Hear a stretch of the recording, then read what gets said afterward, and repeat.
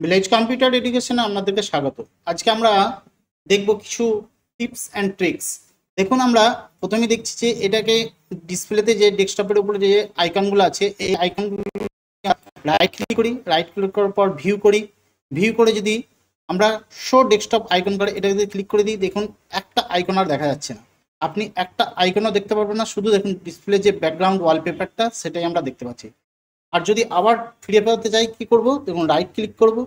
Right click করার পর ভিউয়ের পর শো ডেস্কটপ আইকনে যদি ক্লিক করি আমরা, তাহলে দেখুন আমাদের আইকনগুলোকে শো করছে।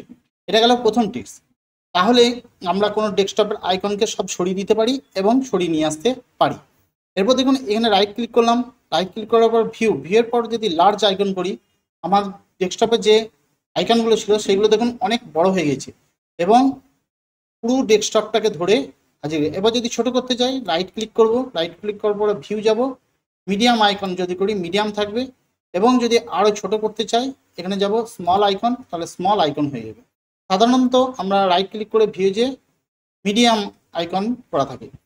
এটা গেল তৃতীয়ত আমরা যদি রাইট ক্লিক করি, রাইট ক্লিক করার পর ভিউয়ে যাই, ভিউয়ে যেয়ে দেখুন এখানে লেখা রয়েছে অটো অ্যারেঞ্জ আইকন। আমরা যদি অটো করে দিই, আমার যে আইকনগুলো আছে অটোমেটিক কম্পিউটার যেমন চাইবে সেরকম সাজিয়ে দেবে।